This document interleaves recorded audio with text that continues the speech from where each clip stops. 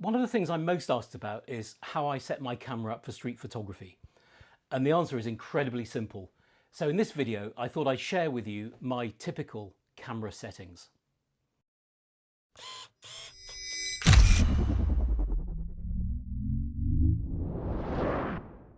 Let me kick off by saying straight away that we all approach street photography different. So how I set up my camera might not necessarily work for you. And there is really no right or wrong way. So what I'm about to describe works for me. And I've found that variations of this setup give me the best hit rate when I'm out and about shooting the streets. So my mantra when it comes to settings for street photography is keep it simple. I need to be able to shoot quickly and instinctively, reacting to whatever's going on around me. And if I have to start faffing around with aperture or shutter speeds or focusing, there's a good chance that I'm going to miss out on that crucial moment. So to achieve this simplicity, I have what I call my walk around setting. And this is a way of preparing the camera in advance, which means that all I have to do is hit the button to get the shot I need in 98% of the situations. Okay, that's not always going to be perfect, and I can tweak these settings when the situation requires it. So for example, to deal with that unexpected great bit of light over there, or if I want to achieve a shallow depth of field for whatever reason. And I can make quick adjustments on the fly for situations like this using the exposure compensation dial. That's what I call my magic button. And I'll make a brief video about this at some point in the future. But make this fine tuning happens with the exposure compensation. But my main aim is to keep it really simple. So let's dive straight in and I'll show you how I do it. So I start off with shutter speed. I find that it's usually necessary in street photography to have a fast shutter speed. A lot of the scenes we shoot have some movement in them that we need to freeze, or perhaps we're moving. And I can't afford to risk losing a shot because of subject blur or camera shake.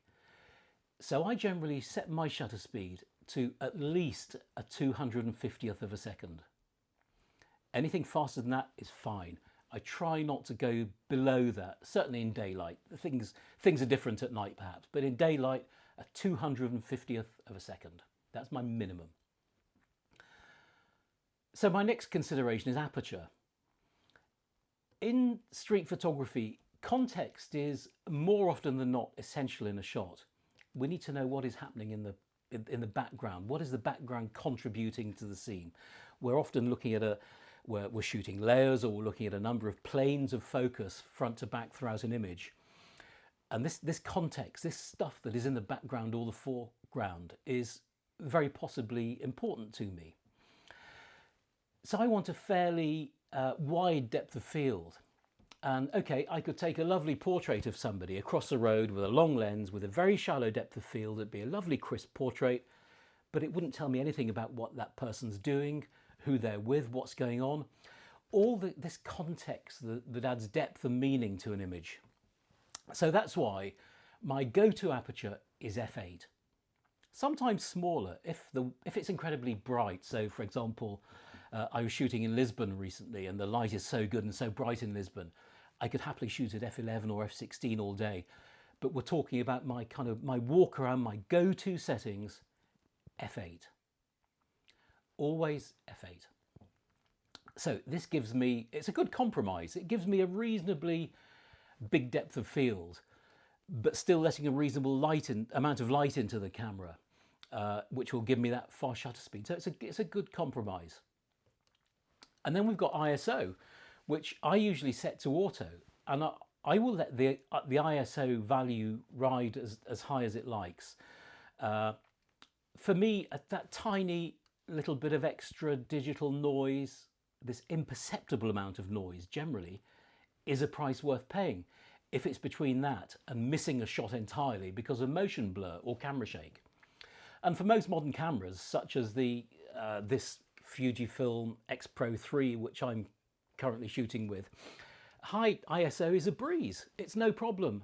And the more you familiarise yourself with your camera and use it, the more precisely you'll be able to gauge to what extent you can sacrifice image quality for increased shutter speed.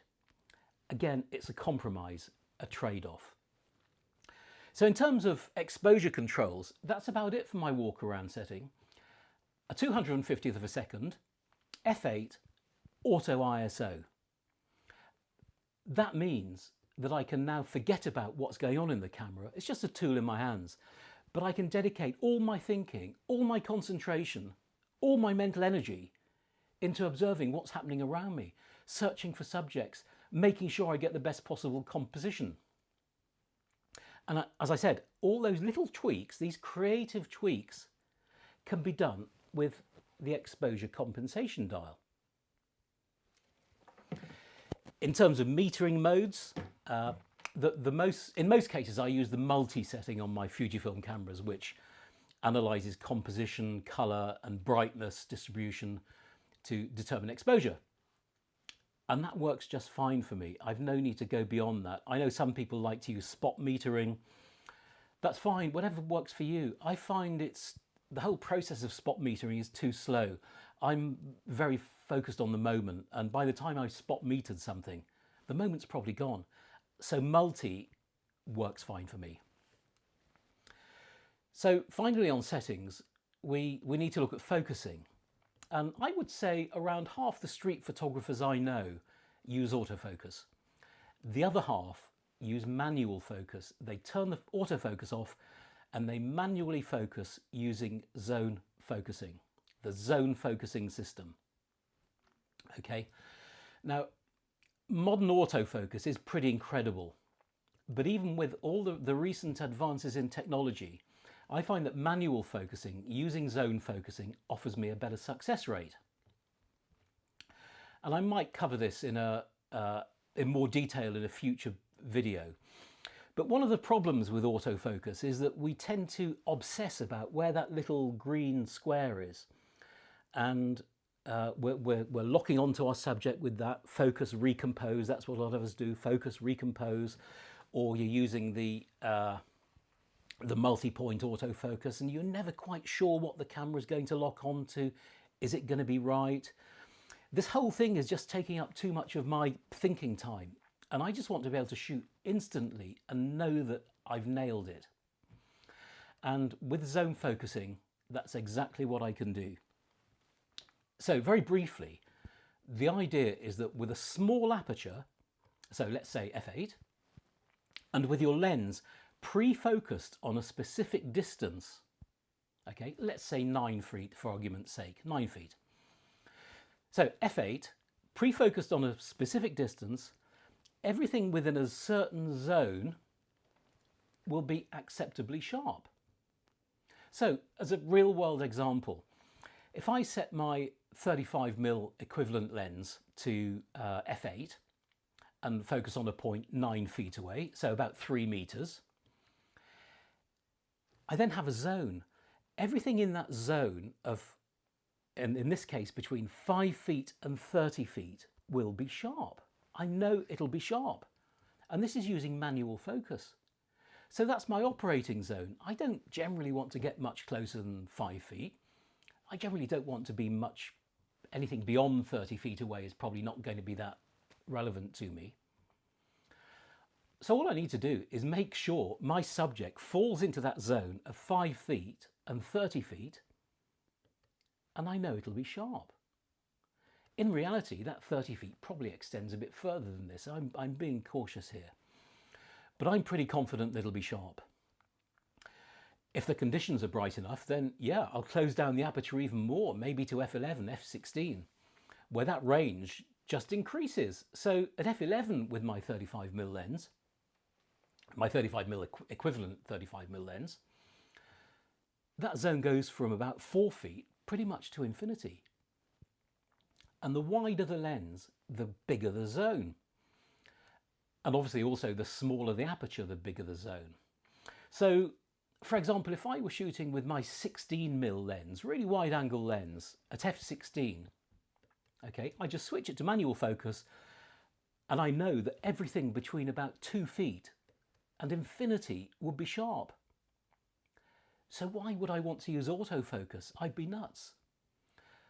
Zone focusing makes me faster, it makes shooting more intuitive, and it makes me more confident about getting the shot. And I highly recommend giving it a go. And most people who do, okay, I know people are skeptical at first, but people who do give it a go find it's liberating. Try it. So, there are a couple of caveats with zone focusing. It only really works effectively with prime lenses of 35mm and wider. That's in full frame terms. So if you're using a crop sensor, say 23mm, 24mm or wider, but 35mm in full frame terms. And it doesn't work particularly well with zoom lenses.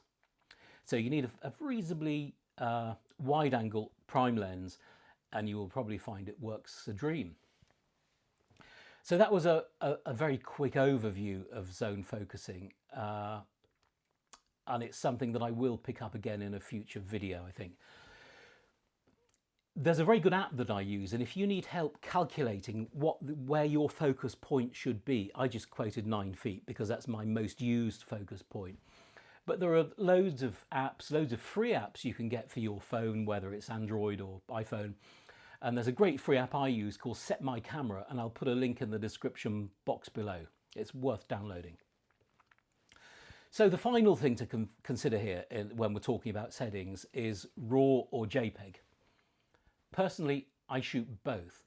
So my camera has 2 card slots, and I will shoot a RAW file to one card and a JPEG to the other card. Now this shooting RAW keeps my options open further down the line. So if it comes to needing to change white balance adjustments, for example, or I need to do some clever monochrome conversions, I can do that much more effectively with a RAW file. And it just makes my workflow smoother. But also shooting to this JPEG onto card 2 gives me the option of using the film simulations that come with the Fujifilm cameras. And I know they come with other cameras as well. So sometimes, and this is particularly relevant when I'm shooting projects, I'm looking for a consistent aesthetic or a look. So I get that look using one of the film simulation modes straight out of the camera.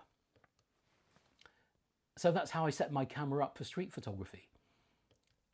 And as I said at the beginning, there is no right or wrong way. And you must find the method that works for you. I've described what works for me. Perhaps you want to give this methodology a go. Or if not, maybe your way is better and it works for you, but maybe there's something you picked up here that you can adapt to your style.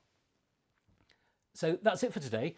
I hope you found this one useful, and as always, I'll be happy to answer any questions if you pop them in the comments box below. If you enjoyed the video, please do give a like, and do subscribe to my channel for lots more to come about street photography. If you're interested in a workshop, I run street photography workshops from beginner to advanced level. Please have a look at StreetSnappers.com.